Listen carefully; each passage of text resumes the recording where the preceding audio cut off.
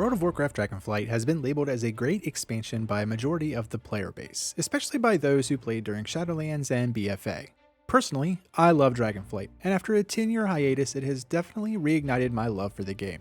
However, it's not perfect, and I have a few ideas that I think would push this expansion much closer to an S tier rating. Major ideas include DragonRiding on old continents, a revamped old mount system, a bunch of account-bound features, revamped professions, and some simple quality of life changes that I'd like to see. So let's dive in. DragonRiding is easily the best feature in DragonFlight, as it completely changes how we move and navigate across the world. However, since this is such an awesome feature, when you navigate back to the old continents and have to get on your slow flying mount, it creates a definite yearning to be back in the Dragon Isles. Players have been demanding that this be brought to the old continents, and while we thought we were getting that with the Kalimdor Cup, it turned into only being available for that certain event and not an all-time thing. So why won't Blizzard allow us to ride DragonRiding mounts on the old continents? Well, I think it comes down to money. DragonRiding in old continents would make all other mounts practically obsolete, and unless a new shop mount had the DragonRiding abilities, people wouldn't want to buy them. Now with that being said, I'm going to suggest two options on how they can revamp the old mount system.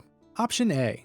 Convert all old mounts into the new DragonRiding style. Now this would require the most work, obviously. Blizzard would have to update animations on every mount to make sure they work with the DragonRiding ability bar. Option B. Increasing the old mount's speed by 700% over a certain duration. DragonRiding has a max speed of 830%.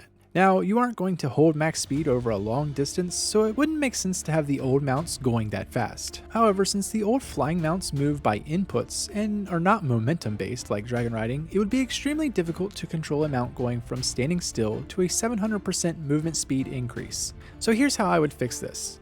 Keep the starting flying movement speed at 310%. So you mount up, and when you press W, your mount will travel forward at a 310% movement speed. Now if you continue traveling for 4 seconds, your speed will begin increasing. At 5 seconds you increase to 400%, at 6 seconds you get to 500%, 7 seconds is 600%, and at 8 seconds you will reach 700% flight speed. This would ensure that when you're making short flights around cities or towns, you still have a decent amount of control, but when you're traveling to a longer distance, say a Mythic Plus dungeon, you will cut down the travel time drastically. Account-bound features. Blizzard has said that they want to make life better for alts, and I have seen a lot of players say that DragonFlight is much more alt-friendly than previous expansions. However, as someone who hasn't played since Mists of Pandaria, I really feel like it's done poorly and needs some major work. I want to preface my personal opinion on alts before jumping into this, just so you understand the point I'm coming from. My main character is a Death Knight. When I think of logging on, I'm thinking of logging onto that character. When I want to do something a little different, I log onto my Hunter or my Resto Druid. Ideally, I would love to jump into Heroic Abyss or into some high-end Mythic Plus dungeons. However, my alt's gear is vastly lower than my Death Knight's. So in order to do Heroic Abyss or higher-end Mythics, I would have to spend hours grinding and gearing them. And honestly, I don't want to have to do that. I just want to tank Heroic Abyss and then jump on my alt to do Heroic Abyss from a healing or DPS perspective. Now, I'm not saying that I want my fresh level 70 character to jump straight into Heroic Abyss. Those characters still need to complete dungeons and obtain pieces of gear that can be upgraded. I'm just primarily focusing on the actual upgrading aspect of the gear. So let's jump into what needs to change.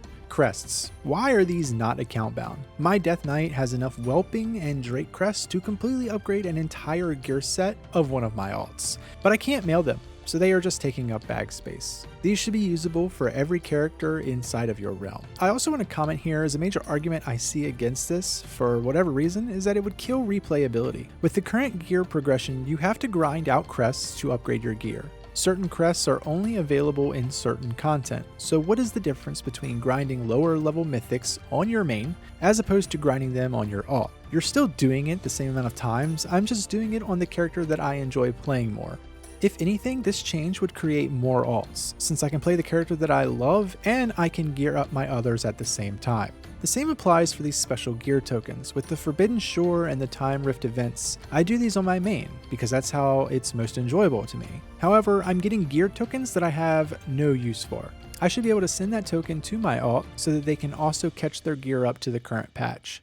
Speaking of sending tokens and crests to your other characters, those tokens, crests, and crest fragments should appear in the currency tab instead of taking up bag space. And that currency tab should be accessible on every single character. If my Death Knight has 5 aspect crests and my hunter gets 2 aspect crests, then my Death Knight and hunter should both have access to 7 aspect crests. The same applies for gold. Gold should be stored on the currency tab and accessible to every single character. I shouldn't have to mail gold to my aughts if they need to buy something. Reputation and Renown. This also needs to be account-wide. I get it from an RP perspective, however, aside from mounts or transmogs, the Renown rewards are not account-bound, so they are only accessible from the character with that Renown level.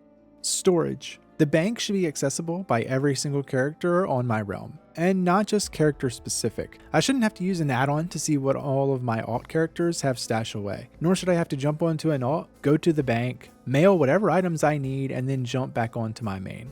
A revamp to professions. As a returning player, the professions talent system was overwhelming and made no sense. I needed to watch a YouTube video just to get an understanding of it. The main overview needs to be more direct in what recipes you learn by selecting that subspec and where those recipes are located. I don't really have any suggestions on how to make professions better, only on making it more clear and easier to understand. I personally think the profession system is just made to be overly complicated just to make it seem special when it's really just a bad system. Dungeon difficulty. When I came back to World of Warcraft, it took me a bit to understand the difficulty differences. Normal, heroics, and mythic plus. Now that I have 2 seasons under my belt, the heroic difficulty really seems out of place. I personally think they should just replace heroics with mythic zeros and remove the loot lockout. I also think this might relieve some anxiety of the super casual players, as a big reason people don't even attempt mythic plus is because it's, quotes, harder than heroics. The LFR release schedule. I think they need to expedite the LFR release schedule. It's my understanding that LFR is time-gated to simulate progression, but once the race to World First is over, the remaining LFR wings should be released in the following weeks after maintenance. LFR is simple enough, but it's also a stepping stone for casuals to attempt the normal difficulty raids. So let's let players complete LFR so that they can be more confident in queuing up for a normal raid. Let's go over some simple quality of life adjustments that I'd like to see.